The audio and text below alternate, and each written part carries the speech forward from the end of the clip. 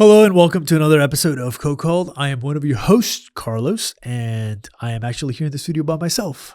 My co-host is out of town. She's traveling for work, so I pray she comes home safely. Lord, Carolina, I love you.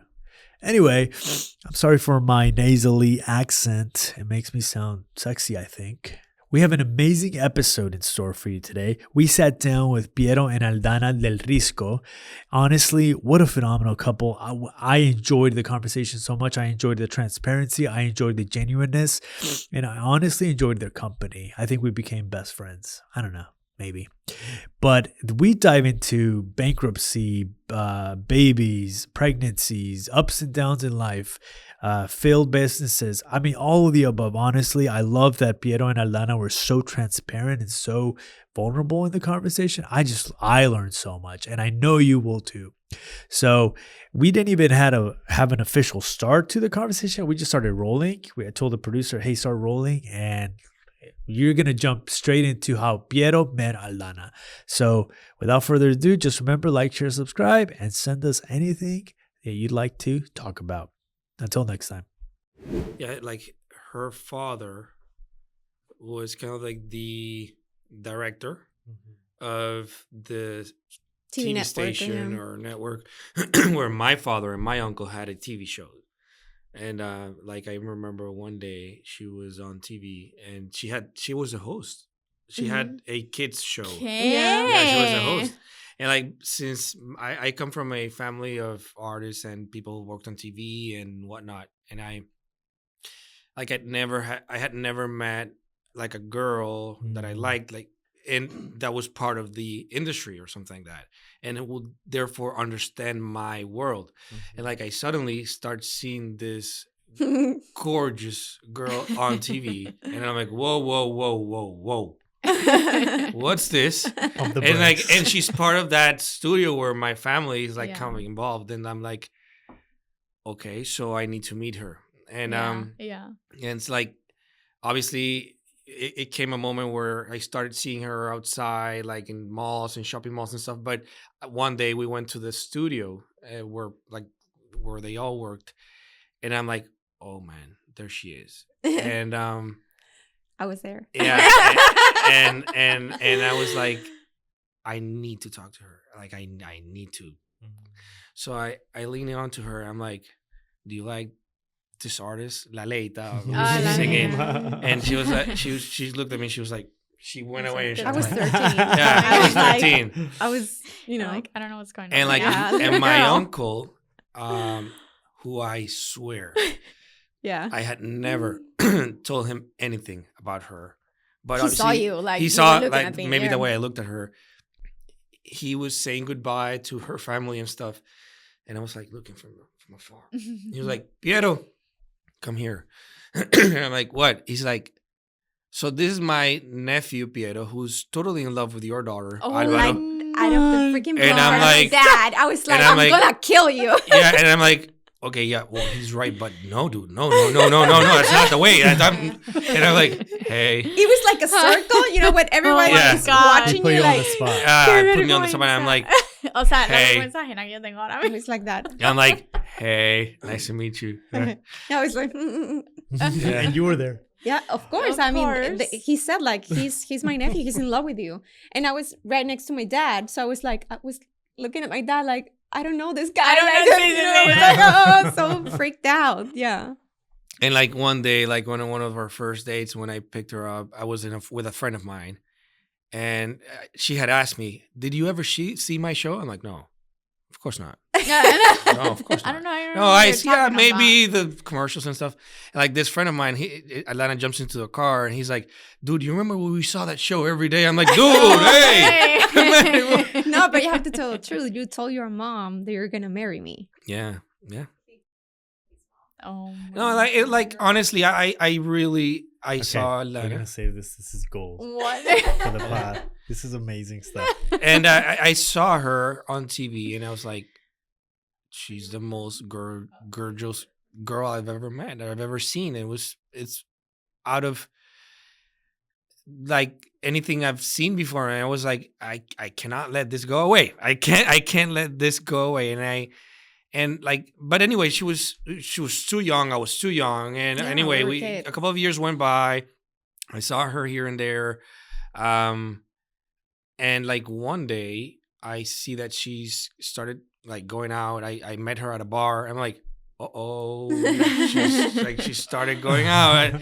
I mean, and like I better move fast. Move fast here. Were you guys dating other people at the time? Yeah. Okay.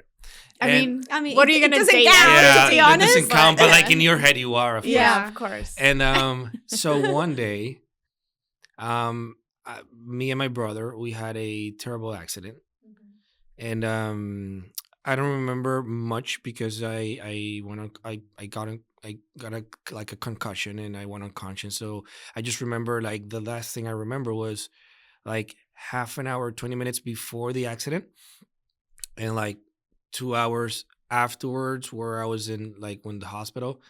And it was a horrible crash. And my uncle, who was part of that studio, obviously went to the hospital at 3 a.m. whatever.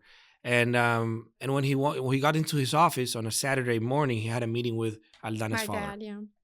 He was like, "Oh man, I didn't sleep at all last night because my nephew Piero had an accident." And like obviously her father had heard of me and stuff. He was like, "Oh, I'm so sorry to hear that." And when he got home, he told Aldana, "Hey, I think you gotta go visit Piero because I think you gotta go." It was not what he said. It's like, you have to go. Yeah. Like, get dressed. We're going to the hospital. Yeah. So I was like, okay. So I got dressed. Like, okay. And when my uncle comes back to visit me, "Oh, I was just in a meeting with Alvaro. And by the way, Aldana's coming to visit you." In the hospital. And you're like, bro, I'm not in my best shape, you know. Yeah. So I told someone, dude, go to my house, get me that red. You know when you have one favorite polo shirt that's like your best look. Yeah, your best one, your look. I'm like, go get it's like on top of my cabinet. Right now. Get that red polo shirt. It's you're gonna see it like it's on top of everything. Go get that. And obviously I started trying to get the best I could, but I was swelling. I'm like, dude, you're in the hospital. I knocked the door and he was with his red polo shirt. Yeah, I was like, and the girl was I didn't just almost die. I'm fine. Yeah, and the girl I was seeing back then had just left. And then Aldana comes in, and without any sweets or anything. The girl has brought maybe brownies or something, and the prize was, the gift was me. I was going to visit you, so I was not thinking, should I bring something? Yeah. My dad just, brought me. So, and I'm lying in the bed, and I'm like, here's Aldana. I can't believe she's seeing me in like my worst condition ever. And when I get out of the hospital, it was Valentine's, or almost Valentine's. Yeah, because it was on February. Yeah, February. And I was like, "Hey, I'm calling everyone who went to visit me to say thank you." I called no one. I just called her. The strategist. Yeah. So I'm just say thanks for coming by. It was so nice of you. And then we started talking. Yeah, because you didn't call me on Valentine's. No. Were you expecting a call? Yes, I was expecting something from him because now there was something in there, the chemistry was absolutely there. Off the charts. So I was like, but that was a strategy. I went to visit you to the hospital and you didn't call me for Valentine's. I received roses and gift from everybody else except him. I was like, I don't care, it's him. But not for me. So I couldn't send roses for technical reasons. But yes, we started talking after that, and we started dating. Dating. Yeah, and and I had some friends with whom I had, and my cousin and all, to whom I had shared my desire and dream of at one point dating Aldana. And when we go into this club, it was like the hottest club in town back then, and I take my aunt's car. She lent me her car so I can pick Aldana up, and we get to this club, and doors open, and everyone's looking, and this is the first time. This is our first date, and before we go into the door, I'm like, I need to be holding her hand when I come in. And like, I was Mark my territory. I started moment. fixing my shirt, and I did like, come here. And like, she had no option then, right? To I take was my like, hand. I don't know what to do. He's telling me to grab his hands, like. And her friend was like, yeah, my friend was telling me like, okay, Oh my God. I did it. so when we go in, and everyone's like, whoa, man, you did Yeah. it, man. Congratulations, man. Yeah, it was. O sea, tú estás claro que Carlos quiere hacer una película de esta historia. Ya Carlos ya hizo una película. Ya. The entrepreneur took over. Yeah. Well, it wasn't the man, it was the entrepreneur. Like, get over. I knew with whom I was That's getting so married funny. because he told me when he was like around 19, probably, like, I'm gonna build a bank and I'm gonna own a bank. Yeah. So I was 100% aware of the person that I was marrying. Yeah. You know, like he was an entrepreneur from day one. Yeah. So it was not easy, but that was the thing I think that made me fall in love with him. Yeah. In my country, you would say, compramos un plano. O sea, Exacto. I saw the future. Yes. yeah, like honestly, I remember like a little bit fast forward when we were dating and I was going into my 20s, and like all my friends started obviously rocking the streets and just dating many people and going out and traveling and whatnot. And like obviously part of me as a 20-year-old wanted to be a part of that. That's like kind of going into your 20s, having fun. And I remember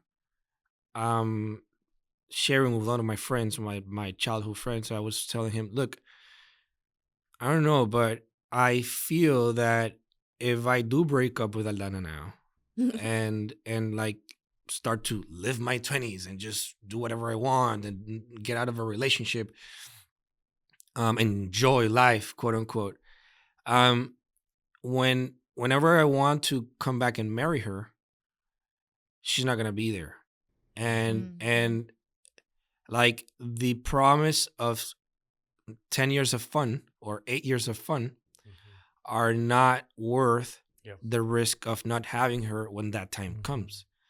And that was a very, I don't know how, conscious decision that obviously God helped me take at that moment with the maturity I did not have. And when I was about to propose to her, I met again with this friend, and I was like, dude, like it's been like 8 years, you know, it feels like I missed a lot, but honestly, I really feel that it was the best decision ever. And he was like, dude, you know what? Yeah, you miss a couple of parties, but the truth is, you're better off. And like I knew that, but even hearing it from him, it was like, absolutely. A confirmation, perhaps. Yeah, kind of and that validation. And it was like one of those decisions that you say, God, I don't know how I took that decision back then when I was so young, but God, thank God I did, because that moment then was coming when you were older, and that's the moment where you're articulating that, you know, and that's coming to fruition. So I always ask that question to a lot of my friends. Do you have any regrets? Like, especially now looking back, and I have both friends who are married very young and those who are still not married. And I remember asking one of my friends, Hugo. Don't blast him. I love Hugo. Hugo. Hugo has literally toured with every top band from Madonna to Billie Eilish, Justin Timberlake. Yeah, everyone. All over the world, made Incredible great career. money, incredible career. And we went to school together. And I'm like, man, I envy you. And he said, bro, don't. I envy you. And he said, because you have everything I want. Oh. yeah. And I was like, what are you talking about? I just have two It boogers. just crushed you. Two boogers and a pain. Thank you. And he said, you realize you build a home. You have yourself your own successful career. You build a home. You build a marriage. You have your kids. I have none of that. That's what my friend told me. He's like, now you have what we all dream of having. And it was like in hindsight, like it's so clear now. But back then, when you're about to make the decision, during the time you don't even realize it. But essentially, the times and those years you're creating together. Yeah.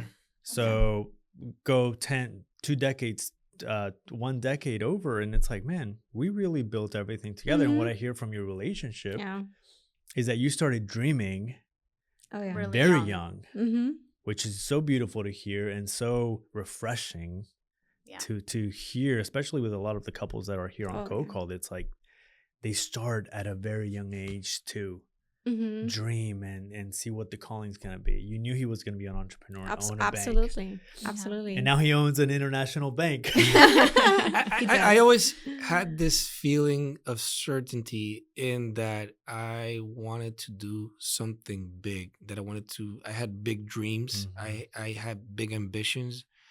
And I always had this feeling I had kind of like a calling and like a mission, that I was born to do something super huge. And Aldana, every time we've talked about this, every single minute since we've been together, like one of the things that she has always expressed to me is that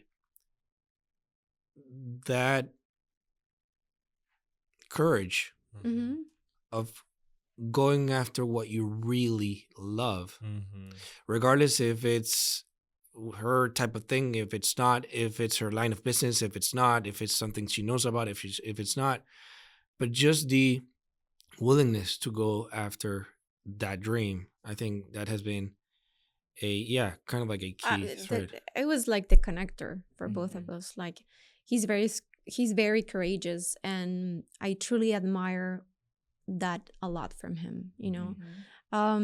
So yeah, it was not easy. It's not easy at all, but that's the way we connect. Because if he haven't done what he has done already, you know, the things will be very different right now. So you have to take that leap of faith, you know. How was it for you? Because I know, so a little bit of context for our audience that doesn't know your story yet. And we'll actually link, because you actually have some really cool interviews where you go really into depth into your story and kind of what it was building. But you actually built an initial fintech back in Dominican Republic.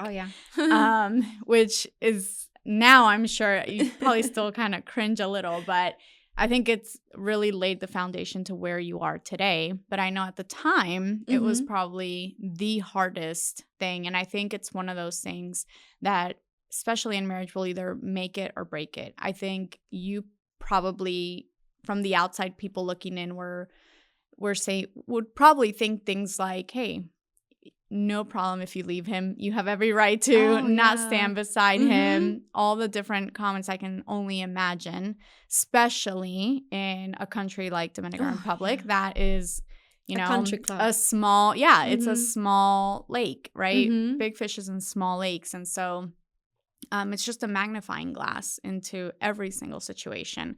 And so what was that for you, navigating that as a wife, seeing him process, seeing the behind the scenes of what people don't know? How were you able to kind of navigate your marriage in that season? It was commitment. From day one, we said it in our vows. When we got married, the father said, love is a decision. And at the beginning, I didn't understood or admire what he says, like, come on, love is something else, something more spectacular, you know. It's not just a decision, but it actually is. When you're married, you're committed to that person, right? So, and you want to that person to pursue his dreams. In my case, obviously with Piero, but he was struggling in, you know, when he got his first fintech, the market was not ready for that, right? So he was like in the next step, but the rest. They were not ready for that. Right. So I knew that, and I think that was like our toughest conversation, because I knew, it's like I envisioned what was going to happen, but he still fight for it, you know? And yes, I mean, it was very difficult. We went basically bankrupt. But when we got together to the point like, okay, you need to stop because this is not working, that was like the toughest decision for him. emotionally and professionally. Yeah, like this needs to stop. But the decision, it was his. It was like, we need to be together and we need to be stronger together. Like, never in my mind I was like, I'm gonna leave him because he's not providing, how he's supposed to. Like, I'm his wife, I'm committed to him. Like, we're gonna grow together and we're gonna find out a solution for this. Yeah. So I think, to the contrary, I think that it made our marriage stronger. Yeah. It cost me probably 2 ectopic pregnancies. That was deep. I was struggling a lot emotionally. I didn't know how to deal with the situation on an emotional level. Yeah. But on the professional level, though, the intellectual part, I was actually, doing my best to actually grow at the job that I was doing, and everything. Plus the fintech that Piero was building at the same time. Were you the breadwinner during this time? Sorry? Were you the breadwinner? Were you the one bringing in? No, because I had my day job. You still had your day job. Yeah, I still had my day job. He was working basically like 2 jobs at the same time. He was building this fintech and at the same time working. Yeah. And I was working as well. But, when things are not working, you start giving and giving and giving. And there's a moment that, okay, we need to stop this because it's affecting us. It's affecting you. Yeah. So, yeah. How hard was it for you to hear her say, you gotta stop?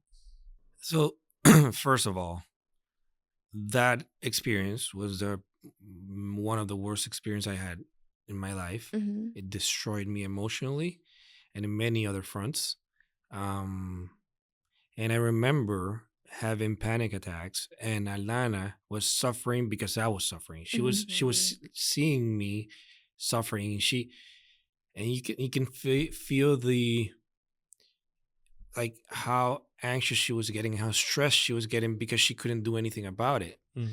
And obviously credits to Aldana because she's a true champion, like that and when we went through this process, and by the way, because of her personality, she's stable, she's like kind of like, structured and stable. So this uncertainty is not her main or her favorite thing, you know what I mean? So so I'm pushing it. I've been pushing it since day one. But in this moment, not only she's been the most supportive that you could ever imagine, but when things go to their deepest or darkest moment is when, like, financially, we were supremely complicated. Yeah. And we were struggling. And Aldana, like, at that moment, she could have said, well,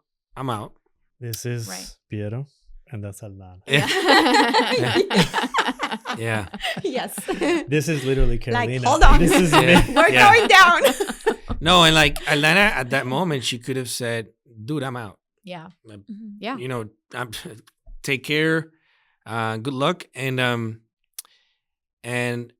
what she did next was, maybe one of the most beautiful gestures I've ever seen. She was like, okay, this is a financial situation. Instead of quitting, she doubled down. And she said, I'm going to sell my car. Let's get back on track. Let's do it. Let's take it. Let's move forward. Work together. Let's do this. And, I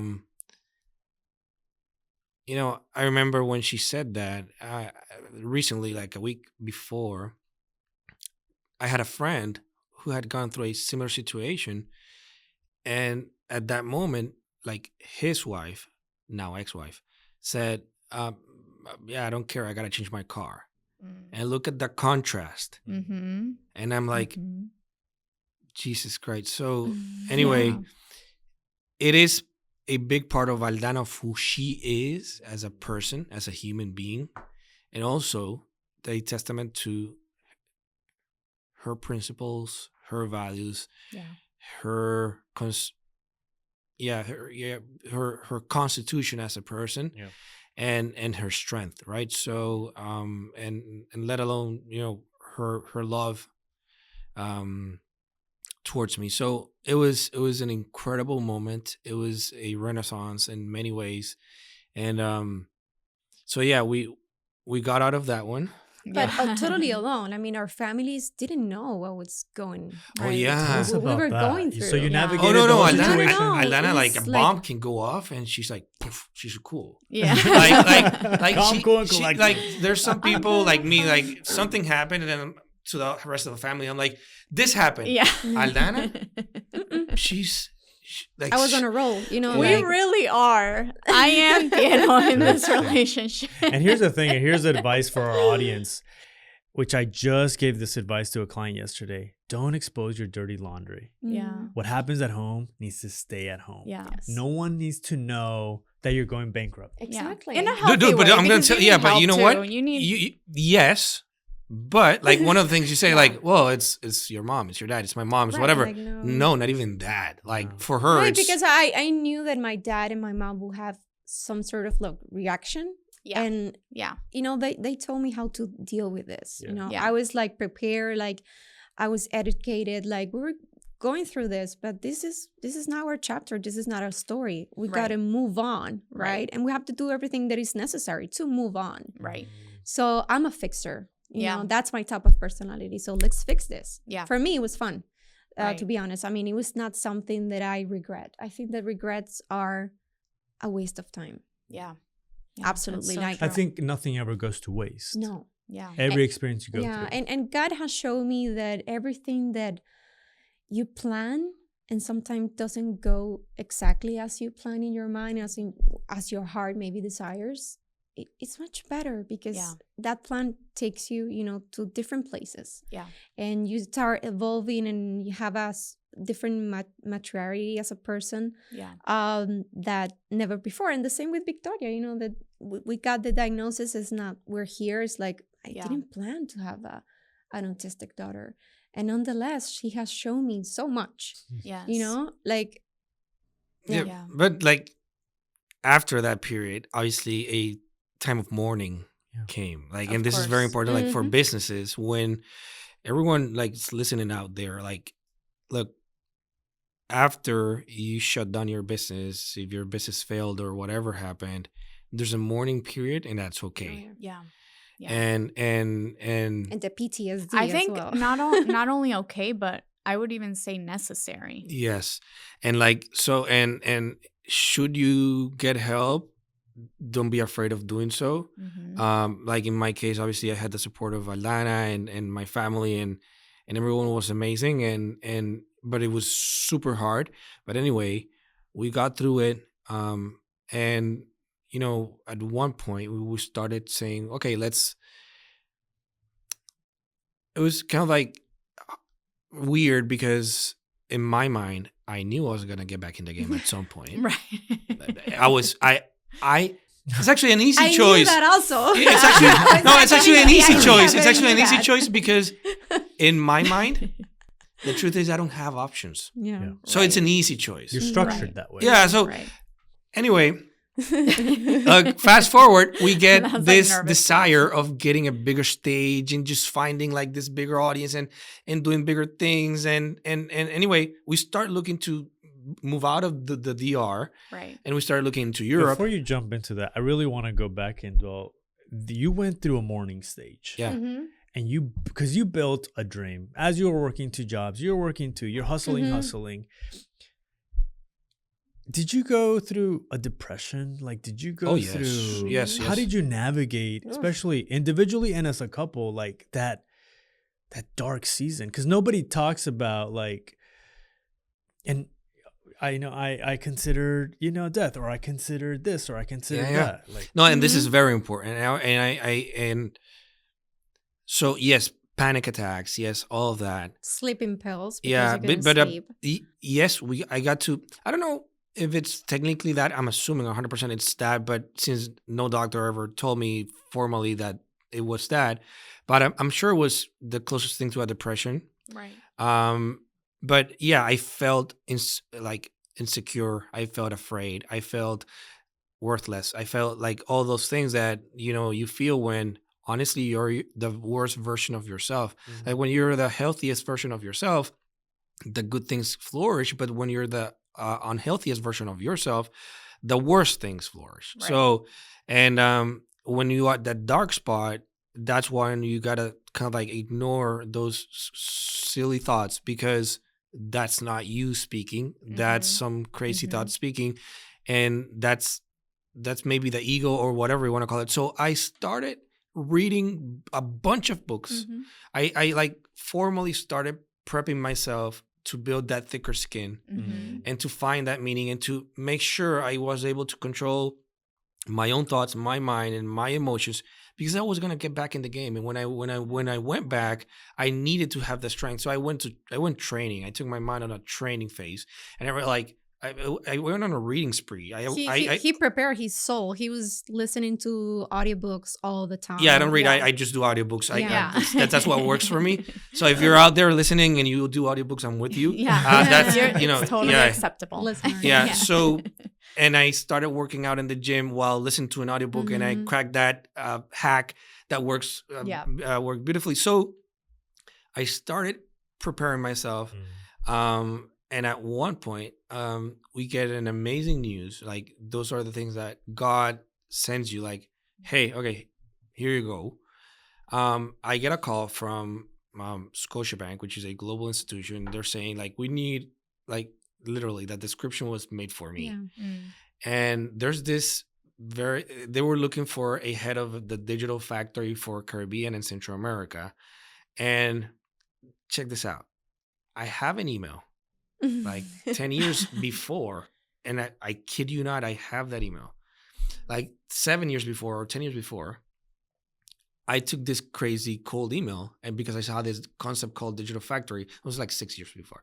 And I said, whoa, that digital factory thing sounds cool. I think I could try to bring that to the Dominican Republic. And I wrote an email, hey, I'm Piero, I'm this and that. And I think I could help you bring this concept to Dominican Republic. And everyone's like, shot. Like, and that went into a spam email or whatever. Wow, that was like 5 years before. Yeah, before. And famous. then I get this LinkedIn message in my inbox, and it's like, hey, we need a head of digital banking. We think you're the guy. And I'm like, nah, you gotta be kidding me. And anyway, fast forward, I get hired with an amazing job, an amazing pay. It was like, and this was during the dark season. Yeah, it was like coming out of that. That was the light at the end of the tunnel. Yeah, that was the pickup. That was like God coming to pick us up. And you know, we get this job, and obviously I need to travel to Toronto to start my onboarding program. And to South America as well. Like, you started. And it started traveling. Yeah, Aldana. We had Piero by then. Our first. Only Piero, child. yes.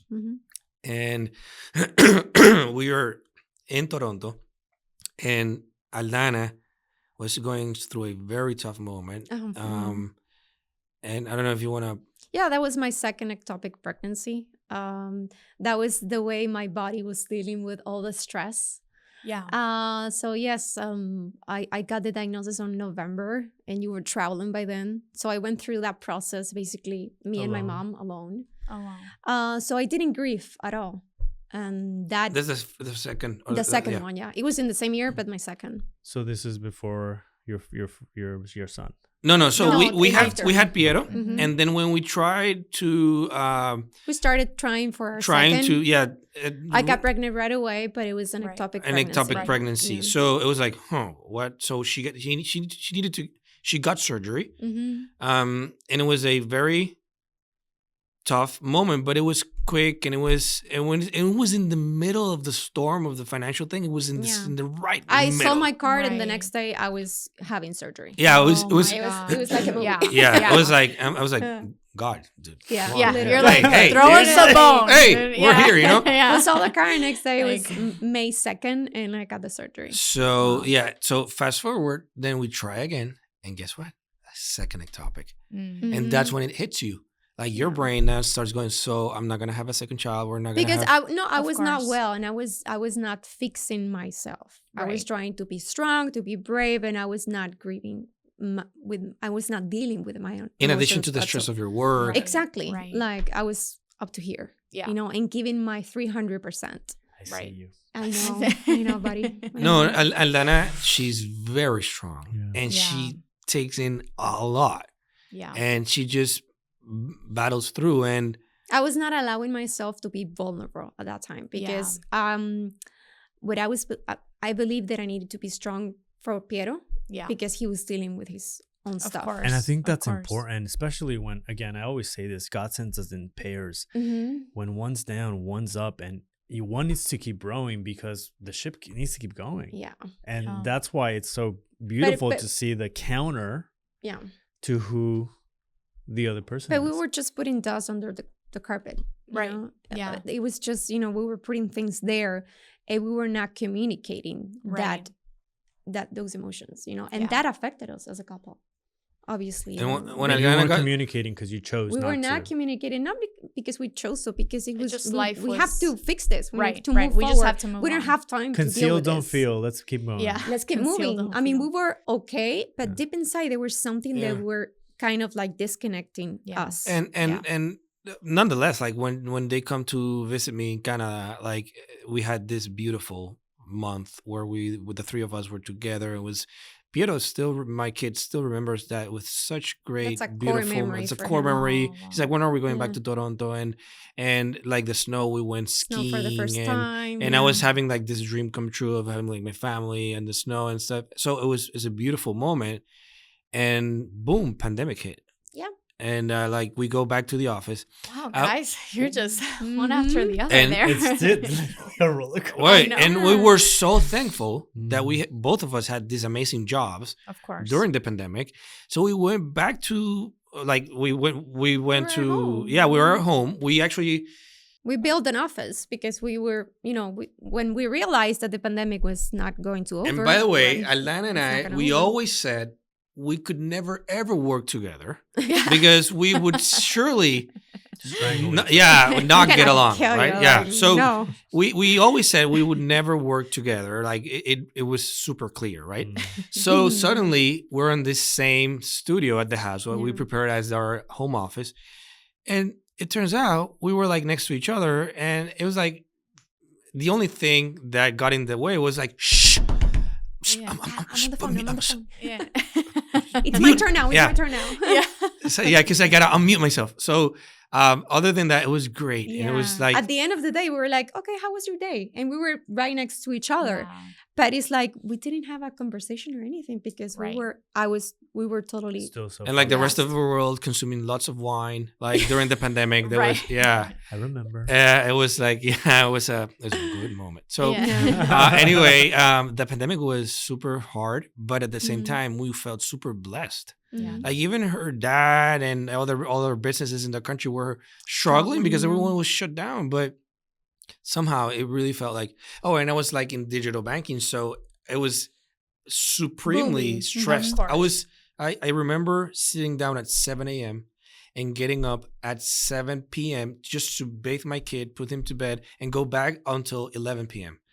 And it was 15 minutes a day, 30 minutes each one after the other. It was crazy. Crazy. And for me, the same. I was working in a very important project by then. And it was like, I was giving like my 200% as well. And Piero was doing like this remote school thing and for half an hour.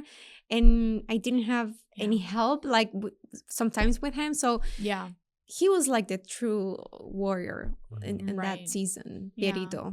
Anyway, so fast forward, pandemic, all this going on, and we changed doctors and we started exploring and trying. He started putting planting the seed. No, but for Victoria, I mean. Yeah, that's what I'm saying. Like, okay, so we should try to one more time. And I was like, did you not want to?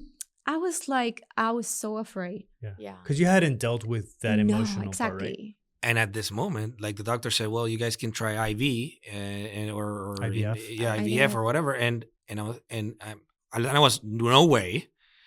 And I was like, in my mind, I said, I can never ever put pressure on her. Yeah. Because she's been through so much, her body, her soul, and I cannot tell her like, I want another kid.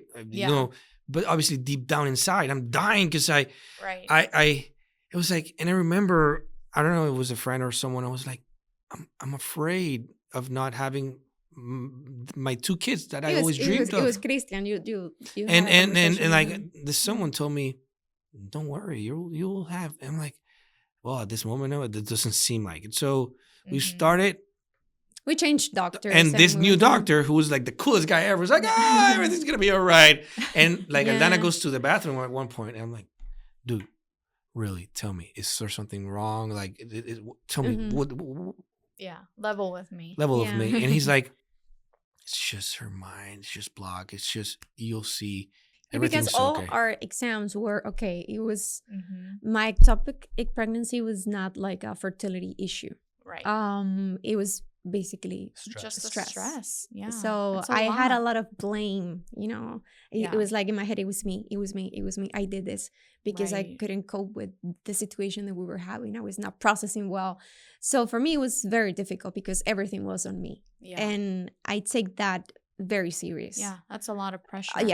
And it's part of my personality, you know. I'm learning in the way. Yeah. But yeah, we tried with this new doctor who was very chill. And he put like a different chip on my head, you know. So we tried. Once I saw that all the exams were okay and didn't have any physical issues, then we tried. And 4 months, there was Victoria. Here she is. And I remember I was in a Zoom call, and I sensed she coming in, and she's like, "Are you in a meeting?" and I'm like, I'm trying to be cool because I kind of like no, and I'm like. Oh no, but before that, because this is a nice part. We were visiting my sister here in Orlando, and we were trying by then. And I told Piero, like, listen, if I don't get pregnant on January, I needed to be honest with him. Like, I think that I need to call it off. Yeah. I need to start living my life. She was like, we need to stop trying and just forget about the idea. Start living, because right now I'm just thinking of that. And if I go to the gym, I'll think like, am I doing something? If I drinking wine, enjoying some wine with my husband, like, am I doing something if I'm pregnant? So I was in constant, you know. You were in constant alert. Yeah, in constant alert. And I'm like, oh boy. So I told him, like, we have until January. And I don't know why I said we have until January. Maybe because it was like the beginning of the year, and I was saying like, I want to start living again because I miss so much that's being myself, you know. Understandable too. So I told him that, and boom, I got pregnant on January. The visionary here is like, right, what do we need to do? Yeah, absolutely. So then. Work is going great. Well, obviously tons of challenges as usual, but yeah, we're having Victoria. Victoria is due in October, and suddenly, I remember. Yes, in October, the same that Piero. I mean, Pierito, her brother. Okay, yeah. And I'm like, okay, this job that I have, there's suddenly an opening in Canada, for a new role, and I was like, whoa, that's what I always dreamed, like moving to another country with my family, whatever. Right. But hold on. Oh, you're in the DR. Yeah, but hold on. I'm 36. I'm making good money. By the time I'm 40, I'm probably going to be doing double what I'm making today. And if I'm 40 and I'm doing this amount of money or whatever, it's going to be very hard to get out a PowerPoint and say, I'm going to start up a new company. And at that point, and if I wait until that, and I had never started my trying to reach that dream of building my bank, it was like I would have felt that I missed the bus, and I would never ever, and like for the second time in my life, it was like, okay, what would I regret less? There's no easy choice. And in this case, I would definitely regret not starting my own company again. So I said, I'm 36. I'm young.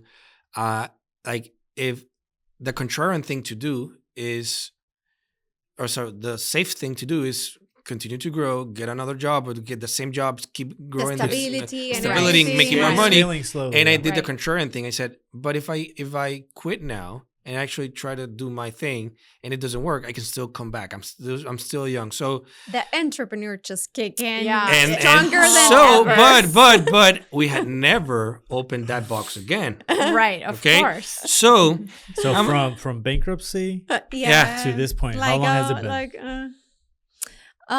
3 years? 3 years? Yeah, maybe like 2 years. And I'm okay. So now we're in a very comfortable. Please zoom in on Aldana's I'm face. comfortable in this financial situation. We're good. We're doing, and we're traveling and this and that. I was 35 weeks, just saying. Pregnant, yeah. Pregnant, yeah. And Stop. suddenly, and like this new role I was being offered, I literally sabotaged it, like because I didn't want it. He showed me like the presentation that he was doing. I said, That's not you. That's not Yeah, you. and I you said, don't want this. And I said, listen, I have these 5 options.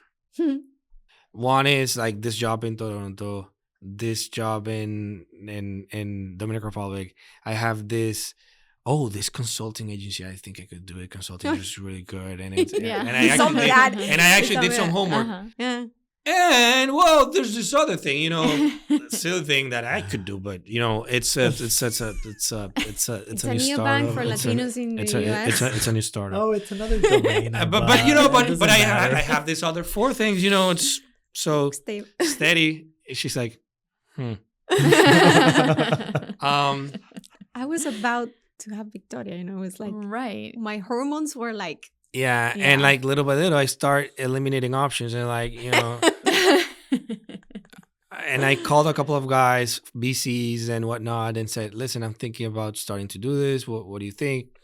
Yeah, the they moment all is said, now. "Oh yes, it's a great idea. Yeah, Go moment ahead." is now. You're the one. Go for it. And I'm like, okay, Aldana. So I have this idea, and that was the most terrible moment ever to tell her, Of course. because I had told no one, but like getting her approval was the toughest thing, and she wanted to kill me, like because it was like Now you Now. have to do that now. and I'm like, I know, I'm sorry. I So- almost The wanna- I way almost he wanna- was I want to not- hear it in Spanish. He was not sorry at all. No, not sorry yeah. at all. No regrets. in that but moment. I was so sure of what I wanted to do Mhm. that I said I need to try and articulate as best as I can this to her. It was a calling. It was, and I saw that, Yeah. and that was like the part that convinced me, because obviously I was going to support him anyway. Right. But when I saw that thing that it was very deep, like he had this calling and I'm gonna do this, and he was so like focused. Right. It's like, okay, let me Yeah. pretend that I'm a bit mad and let's continue, because obviously I'm Let not me gonna make it drop just the a mad face, little bit but hard for him. yeah. And we got into Y Combinator, we got an investor, then I said, okay, so we gotta move to the US. but everything happened like that, like Yeah. And I said like we gotta move You're 5 weeks away from having. Yeah, a I Oh, mean, no, we- but we by the way, had Victoria. check this out. Yeah. I put in my resignation September 30th. Victoria was born on October October 5th. Oh my god. In fact, nobody knew, and he was in the hospital with me, and everybody was asking like, "Oh, Piero, how's the job? how's the job? I'm your like, it's good. It's good." And then I was in my head, I was like, "I'm gonna kill you. He's like- jobless right now." Yeah, like I'm having my second kid. Obviously, I told Aldana, by the way, for you entrepreneurs out there, and thankfully, that's not always the case. But I said, listen, we have what we can do, and to give her more assurance, I said, listen, This time there were rules. yeah. I said sure. proactively, I said, listen, I'm gonna put out 6 months of my savings. I'm gonna calculate 6 months or of savings. but of savings, I'm gonna take out 5 months of what usually I receive every month. I'm gonna multiply that by 6, and I'm gonna put that in a savings account. Okay, Right. and it's gonna be 6 months. Okay, if in 6 months I cannot make this work and this doesn't fire up, I'll go back and get a job. Right. That's the deal. I made that deal with her, Mhm. and she was like, okay. So our life did not change for those 6 months, and the thing is, like 2 weeks after I said that, we got the first investor. Wow. And I remember then obviously telling her dad. He sent me the picture like, "Oh, I got the investment." I was like, "Oh my god, it's happening! It's happening again!" It's Yeah, happening and again. I when I told my father-in-law, my mother-in-law, That's your PTSD. Yeah, and when I told my mom and everyone, I was afraid because they were like, dude, you have this amazing steady job. Why are you going to screw that up? It's stupid for you to leave. But you know what? What was the reaction on all of them? They looked at me and they said, like, this is you. Yeah, it was beautiful. Yeah. They all said, like, my mother-in-law, my mom, my father-in-law, they told me, this is you. Yeah. And that's, you know, it makes a lot of sense. So got into OAC, and then I'm like, Aldana, we need to move to the US. And I was like, yay! She always wanted to move. I was not happy in Dominican Republic. No. And so we're not Americans, we're not US citizens, we're not anything. So I need to get a visa, work visa. So I had to apply for a type of visa under my own merits and skills that would allow me to come into the US, and we got it. Right. We applied for it and we got it, and everything started working out. And then I was looking at Zillow like every other day, and then we get a house. And then my Daniela, my sister-in-law, she was she was lobbying for us to come to Orlando, of course, because she was here, and she was like, "This is a beautiful house." And then she looked next to mine, like she we can looked be neighbors. For the house. We got the house, and when we got the house, I was like, oh God, this is happening. Yeah. And I remember telling in the group chat of my family, and my father-in-law was like, that's when it hit him. Yeah. And he was like, oh guys, you're leaving. The same way my dad left Spain to go to Argentina, and the same way I left Argentina to come to the Dominican Republic, and no one cut our wings, I cannot cut yours. Wow. Yeah, that's my dad. Yeah. He's the best. That's really and it was like, it breaks my heart because you're taking away my grandson. Of course. But you know, you gotta go get this. And Aldana, she's a machine. Like she started like the chip everything. Of selling everything. Yeah. You know, I sold everything like in 2 days. Wow. Yeah, I moving everything, sticky around the house, and And I had to She's leave. Our type A queen. Yeah. I had to leave because I had to start the company and whatnot. And she stayed with the moving and all. Yeah. Yeah. Two small children. And living with my mom for 2 months. Oh my God. Oh, she was a champion. Oh. Yeah, she was a champion. Yeah. We'll leave it at that. Yeah. Thank you to the moms. It was, you know. And that was the hardest part, I think. Yeah. But like we get here, we start this new amazing company, and it's going super well. We're growing and doing all this, but guess what? Another life friend. Aldana had an ectopic pregnancy. Oh no! But when I had Victoria, it was a C-section. Yeah. And I asked the doctor to clip my tubes because we were sure that no more kids because. Right. I knew that I was going to get pregnant again if I didn't do that. And it was like a couple's decision, you know, we have this beautiful family, 2 healthy kids. Like, I'm ready for this. And besides, I'm 34 years old, you know, like, you know, I want to get in shape again. It's move on, you know. And he did. He clipped my tubes. But I got pregnant anyway. And I'm like, wait. How can you get pregnant if you're clipped? I called the doctor. Dude, I want my money back, man. Yeah, exactly. Hey, what? Seriously? He told me when in our first interview, like, if you have like a 3rd ectopic pregnancy, you will win the lottery. So when I called him, he said, I think that I won the lottery because I'm having. Wow. And he was telling me, maybe that's a fake yes. Right. It's not a fake yes. He was like, that's impossible. Wow. And I'm like, no. Yeah. So, yes. And literally I said, listen, if she got pregnant again, this is going to be like the next Pope or something. Yeah. It has to be something out of this world. So anyway, we got another ectopic pregnancy. It was a possibility to have like a normal pregnancy. And obviously we were looking because it was everything so, you know, tiny that they were looking and didn't find anything. There was no heartbeat. Like there is nothing that they can see. Oh, yes, that's an ectopic pregnancy. Right. So in my mind was like, oh, maybe that's a baby. Maybe we're having a 3rd baby. So in your mind, you're playing like, I'm going to be a mom. You play the movie for the 3rd time, you know. Yeah. So it was like, okay, when they found out, okay, it's a 3rd ectopic pregnancy, then another surgery. And again, she's a champion. Like she's super tough. She like nothing happened. Yeah. Obviously, but that I revisit all my emotions. Of course, and emotionally, and so again, like she's back to that stressful part, and this time I asked the tubes to be removed, like just remove that. You're like, dude, take it all out. Okay? not my uterus. I'm keeping my uterus and my my ovaries, but just remove the tubes. They're not my friends anymore. And so and I think after that, Victoria starts having this. We start identifying these red flags with Victoria, like, oh, well, she's not talking much. It's like if I call her, like she's not paying attention to me. Maybe she doesn't like her name. Like we start seeing things like, why she's doing that? Because she was very like a wild princess. Mm-hmm. She has this light on all the time, and she was very she had a lot of expression in her face all the time. Yeah.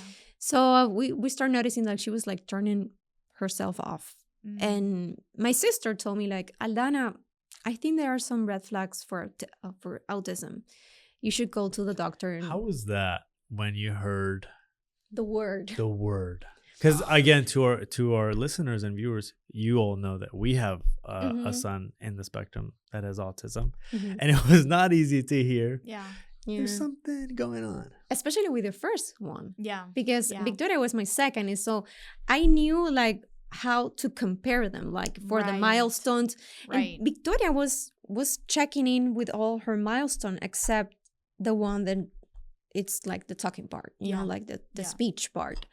So I went to the pediatrician. He told me like, oh, she's a COVID baby. Like maybe she will need to be included like in a social environment, put her in a daycare, start reading more books with her. But she didn't put attention to any of that. Yeah. We put her in a daycare. I told the teachers like, she's not talking much. I'm expecting for her to be more, social. Let's see what happens. Right. But in the meantime, we got our appointment with the neurologist, and we went through all the process, like the MRIs, EEG, lab work, everything. I love the path that the doctors decided to take, even genetics, and everything went fine. And when they decided to do the CARS, the test, she was diagnosed with severe autism because of her speech delay. And like a step back for a second, when my sister-in-law saying those words, and we kind of like say, we don't want that to be, but it kind of like looks like it. I knew it. We both kind of like knew it, but you don't want to. Yeah. You start Googling what is autism. But I feel that both Aldana and myself differently. Everyone takes it differently, but I feel we both said like, okay, this is a situation. Let's hit it. Let's act. Let's do it. Like we need to do the test. We need to do the therapy. We need to move. And obviously, again, Aldana was like, she's always been like super a tank, just moving forward with everything. And in fact, I didn't get sad until one day that one of my when you got the official diagnosis. No, even you almost threw up. No. Yeah, but before that, like I was talking to my brother-in-law, and he was like, oh, okay. Next day he texted me like, dude, I'm so sorry. I'm praying for you guys. And I'm like, why? I hate you. Yeah. I'm like, why are you sad? I am not sad. But he was not processing the information. Who? You. No, but no. But regardless, I didn't see it as a sad thing. Yeah. But the people outside do see it as a sad thing. Yeah. And for all of you out there, like the parents going through it, everyone goes through it differently. But I didn't see it as a sad thing. I saw it as it is what it is. We need to act, right? Yeah. And like one of the most important things I want to share about this is, if we would have been in Dominican Republic socially, this would have been a cancer with metastases. For sure. Because like socially, if someone hears you have a kid on the spectrum, they with any other type of condition, especially like you're like completely push separated, out. And honestly, that's bad. I forget about the parents. I don't care about them. I care about the kids. Like what you're doing to your kids, you're not accepting this reality. Therefore, you're not putting him into therapy young enough. Right. And then you're it's to his detriment or her detriment, and that's horrible. So I wanted it. We accepted the diagnostic, and we said, okay, let's prepare for her to have the healthiest and happiest life ever. So we were like on track of getting her into therapies and everything. And that moment is when you, Carolina, and Carlos appear in our life. Yeah.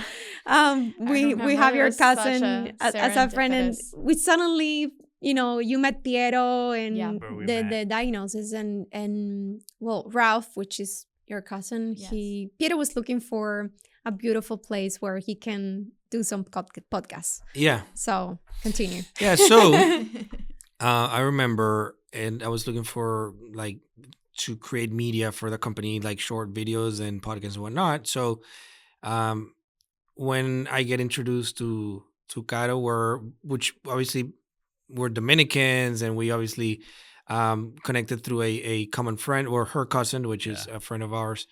It was what I'm realizing with Dominicans is like, you're Dominican, we know each other. Oh, yeah, we're family. Oh, we're family. Yeah, Every time I family. hear like, oh, you're Dominican? Yeah. Oh, It's a feeling. It's not a nationality. Yes. Anyway, so sorry guys, you can't be Dominican. Yeah. Sorry. I'm happy. Yeah. Okay. So I love sorry. We are world Yeah. champions. Yeah. Sorry.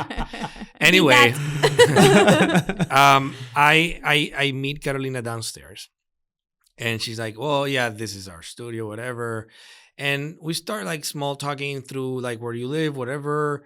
Oh yeah, you moved nearby. Yes, and I don't know how it came about, but she says,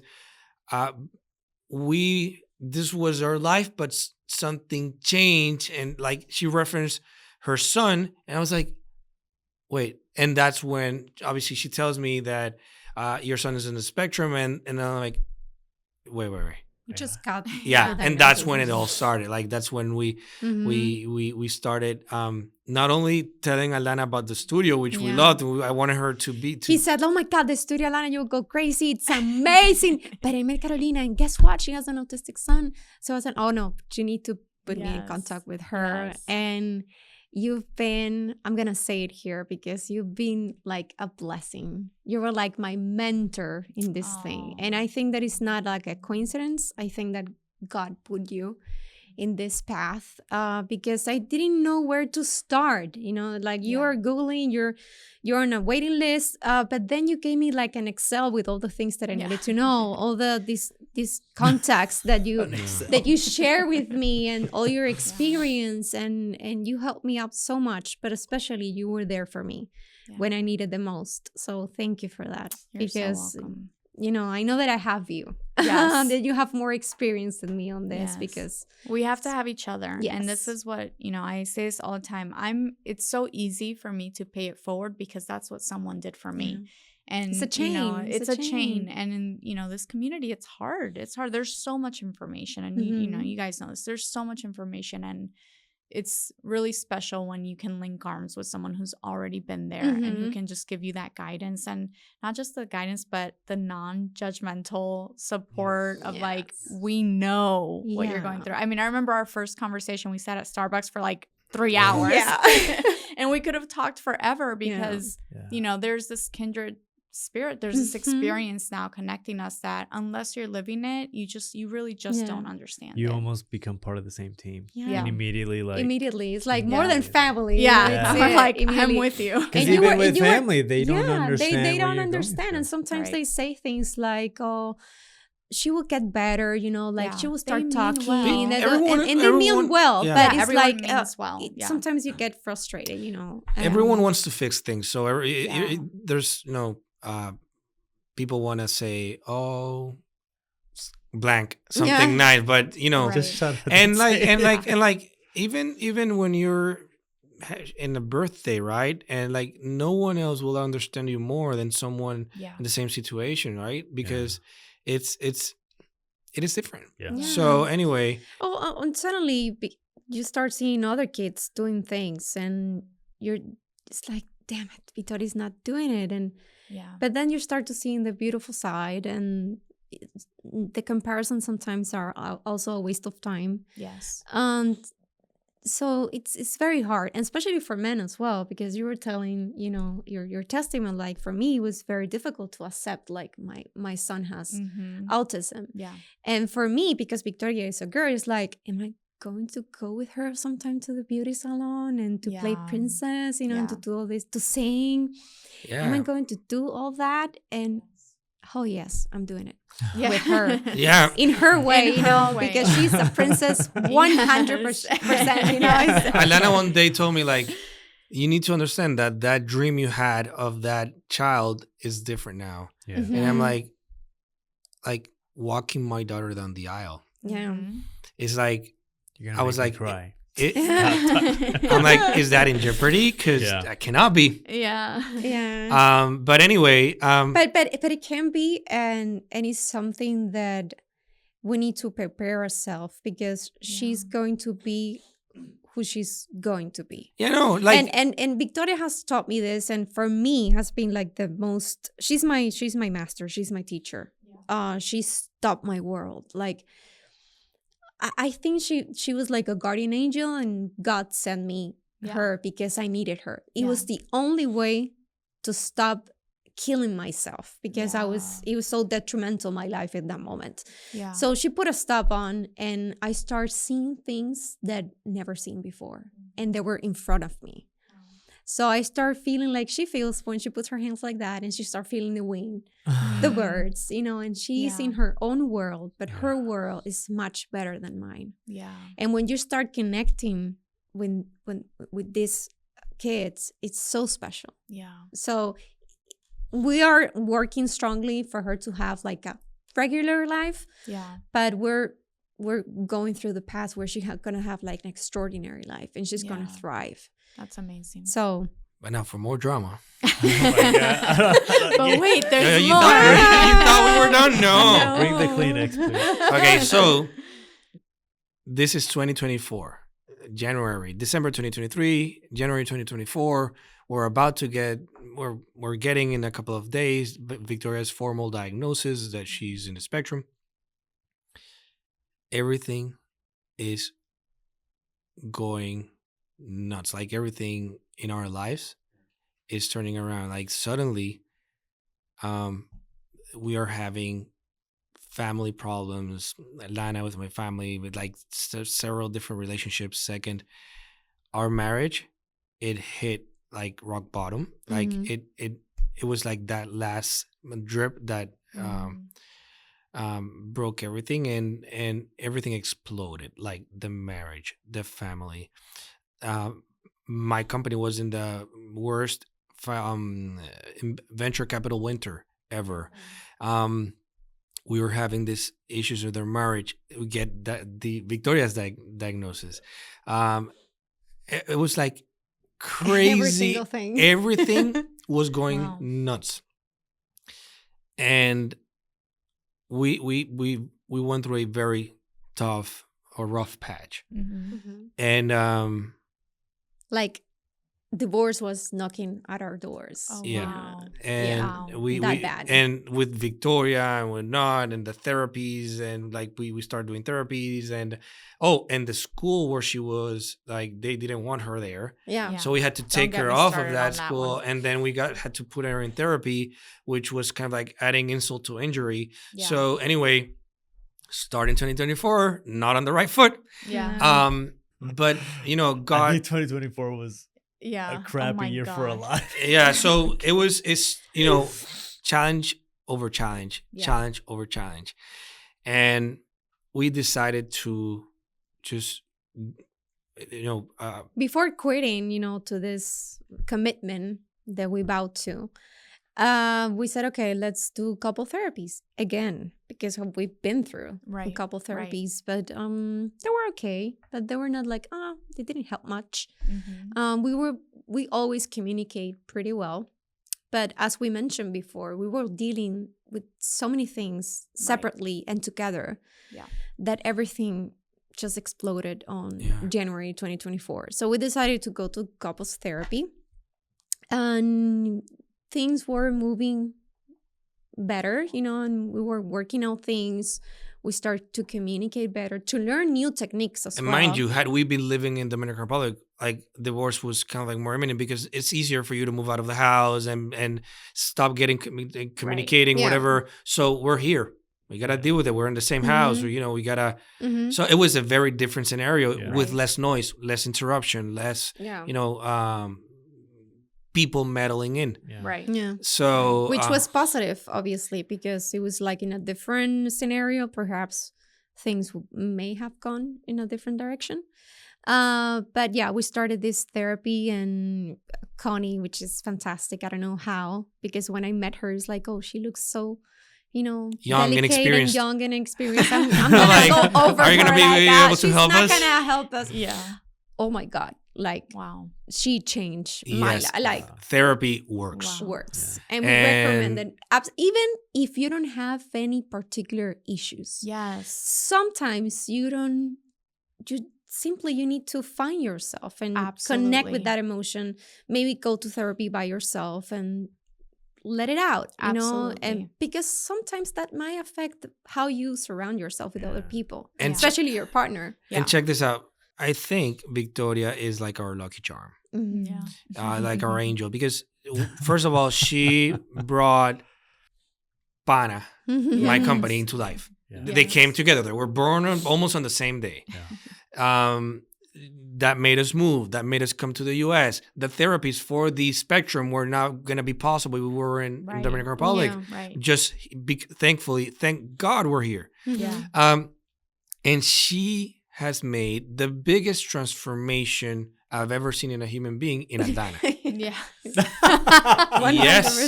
Yes. Like that you come to this world with, and your soul has a mission, has a growth, a trajectory that you have to go through. Not always going to be happy because it's growth, and growth not always happy.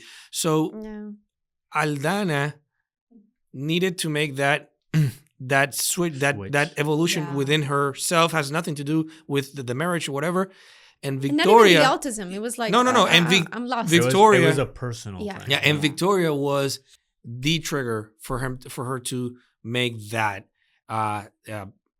take that next step, get that evolution. So, like, over and over again, you look at this kid, who doesn't speak, but she's bringing so much blessings into our family that it's incredible. She's not silent. Maybe she doesn't know how to communicate verbally yet. Yes, but she's not silent. She's right. She's definitely an expression. She's a light. She has this energy. Amazing. Yeah. And super cute. Super cute. So cute. And like now, which also Pierito. I know. They're both little models. I know. He's the kindest soul. I mean. And the perfect brother for the Victoria. Perfect brother. He's just by far the kindest soul. I think Victoria, we were lucky enough to have these two kids choose us as their parents and come into this world. And right now, like, fundraising and the company is going good on some fronts, but the fundraising is always a challenge. And in the past couple of months, not only there have been like two big things going on, and one has been the way this beautiful family that we're now doing super well, we're united, we're together, we're super strong as a family, which I love. And every day I wake up and I'm like, I'm so blessed to have all of this, like my two kids, my wife, and my marriage, and all this going on. That obviously that's one of the things that helps you with whatever other things are going on, not so good. But also, Aldana quit her job during this process because emotionally it was hard for her, and like dealing with Victoria, and that also had a change on her. And that was like the most difficult decision ever for me. It was like I'm a type A, like professionally wise, like I'm independent, Right. I study this, like how I'm going to quit. And one day I was like a ghost. And like he said, I'm very structured. I'm kind of like a robotic machine working. So every time I know what to do. And that day was like, I'm numb. I don't know where to start. Mm-hmm. And I went to Piero's office and in the house, and I said, like, I can't live like this anymore. Like, and this was now it was me who said, now. Seriously, nah. But I was crying for help because I didn't have the courage to take that, that decision without, having his blessing. Because for me, it was like, I'm the strong one. I'm the bravest. I need to keep going. But in that moment, it's like, if I don't do that, like depression was knocking at my door, like I'm going in. And I couldn't because my daughter needed me and time for me was of the essence. So I told him, like, I just can't do this anymore. I'm not happy doing this anymore. And I looked at her and her eyes, like it was a very tough, like it was not the ideal moment from a financial perspective to go quit. Down to one income. But I saw her eyes and I saw her face and I saw how much she was suffering. And I said, you know what? This is not about a job. This is not about money. This is not about me or whatever the moment. It's about her. And what I want is to make her feel as most supported as possible. And I immediately said, do it. Yeah. He said, do it. And in 5 minutes, I was calling the office and, and because I had to take that courage with me because it was difficult. I love my career. I love my job. And I love the company where I used to work. So for me, it was not easy, but it was destroying me. It was not helping me. And my family has always been my priority. But I have to recognize that in the last 6 years, they were not. I was not reacting towards my ideals were. And I'm a person of values and principles. So if I said something is this way, I'm going to commit to that. Yeah. Right. So I was failing to that thing that I was, educated. Right. And I said, no, I'm doing this wrong. So I'm going to catch up later on. Mm-hmm. But right now, my family needs me. I need to organize my home. Yeah. And that everything start working. That's beautiful. Yeah. And I never been happier in my life.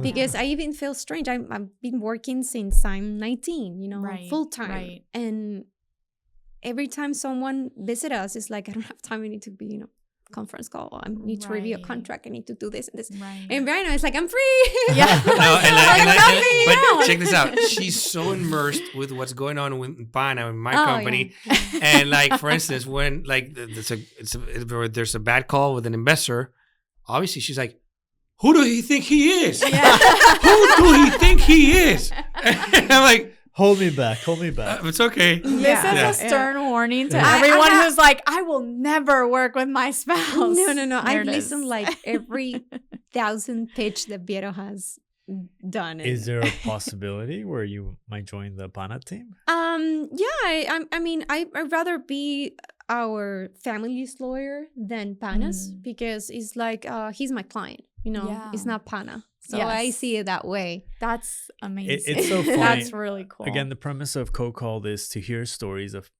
two individuals co-called into one calling. And just to hear the whole wraparound of like you doing your career, you on this roller coaster and taking everybody with you. But now to see something so fruitful and so special. Can you tell us a little bit about what Pana is? Yeah, it's a fintech. It's a financial technology company. It's what many people call like it's an app, right? It's a neobank. And basically we offer bank accounts, US dollar bank accounts to recent immigrants, but also now we're going to be expanding to globally to offer also US dollar bank accounts to people on the receiving side of the remittance and remote workers and whatnot. So we're building, quote unquote, a global bank starting from the U.S. to Latin American corridor, serving that U.S. Hispanic population. It's kind of like my dream job. It's super tough. No, Pana is beautiful. Pana connects. Pana understand what it means to be an immigrant in this amazing country. Yes. Especially here, because United States is huge. Yes. You know? And sometimes, you come prepared. You have everything back home. You have good credit. You have your credit cards. You have your mortgage loan. You have your assets, whatever. But to start here is difficult. Yeah. And Pana, I think that is like the perfect starting point. Yeah. Right. It gives you the tools you need. And besides, to really... it's so easy to use. It's a beautiful app. It's like, I'll go to the supermarket and I'm going to have dinner at your house. I'm buying the chicken and the meat, let's share it. And I can transfer you the money like quite easy. Yeah. So I think that it connects a lot with the immigrants, but also not the immigrants as well. Right. And it goes back to when we came here, like opening a bank account without an SSN, because it took like a couple of weeks to get your SSN or whatever. You need a bank account, you need a car, you need a house, you need so many things. And we understood that. So today we offer you your first bank account when you've just moved, your first phone line, your first health insurance plan. So that simple 1, 2, 3 that you need when you move in, we offer that. And I'm so excited about this next stage that's coming up, which is the global expansion, because now we get to articulate our vision, which is close looping or walletizing, or like the cross-border payments that go from the US elsewhere to Latin America and to the rest of the world. So imagine like it's gonna become like Venmo but cross-border. Right. So it's like new bank by cross-border. So that's kind of like what we're building, and super excited about that. And that's amazing. We are so excited for you guys, and I think your story is such a beautiful testament, and it's such a beautiful example of what it means to be committed and not just I had this conversation the other day of like, there's a difference between being ambitious and committed. And I think, you guys have demonstrated time and time again, being no strangers to adversity and challenge, that it is that commitment to one another. Even when the hard times come, even when the idea of, if we're just separate, it might be easier for everyone, but you allowed life to, take everything out so that you can now rebuild stronger and better. And so we are so excited for you guys as a family, as a couple, as a marriage, but also for Pana and everything that you're putting your hands to. And Aldana, I just know that this is a season in your life, but there is something that I truly believe is going to be birthed out of this season that I know is going to impact the world just as much as Pana and everything else is. So I'm excited to see that come out of you as well. Me too. Thank you. And there's one thing super like important, I think, in this type of situations. Like sometimes we were like, God, it's challenge after challenge. Yeah.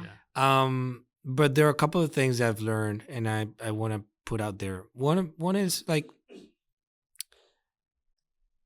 it's very clear to me that when you having a hard time in your life and it's a learning and whatnot, those are the pillars and the foundation for when things are different.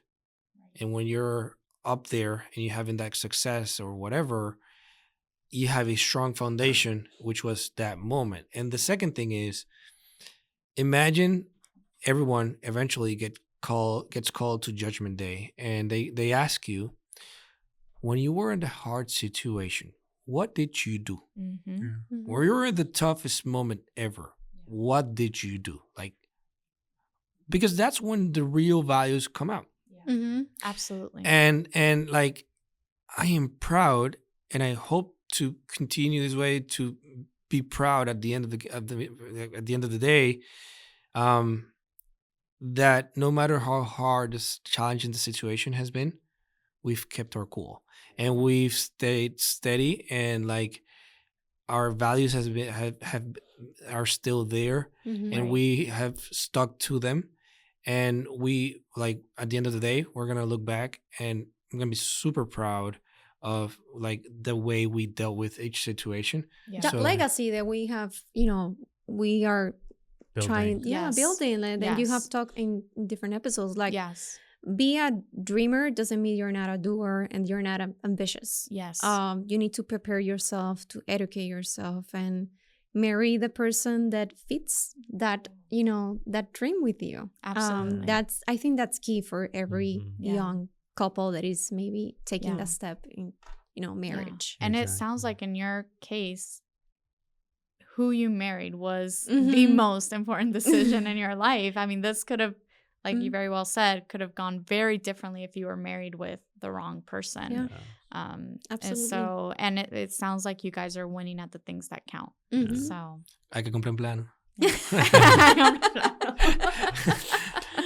So for all our listeners, viewers, where can they find more about you guys? Maybe Pana. Yeah, Pana is holapana.com. And I'm at Piero Del Risco in Instagram, X, and and on LinkedIn. Awesome. Oh, you want my Instagram? If you want to, if people want to connect with you. It's my name, F at Instagram. We'll put it on the show notes. Yeah. It is. Awesome. Thank you so much for everyone listening out there. I mean, again, we bring you challenging, educational, motivational, tearjerker stories live here on CoCalled. And I'm so excited that this is only the beginning for you two.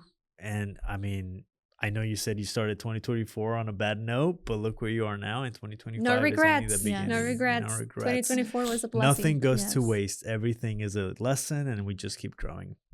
So from our side, remember, like, share, subscribe. We're on all podcast platforms out there. We are also on YouTube. So send us your comments, send us your notes, send us anything you want to see, except for don't send us any pictures. So. Oh my gosh. Anyway, until next time, I'm Carlos, and I'm here with my wife, Carolina. This is CoCalled.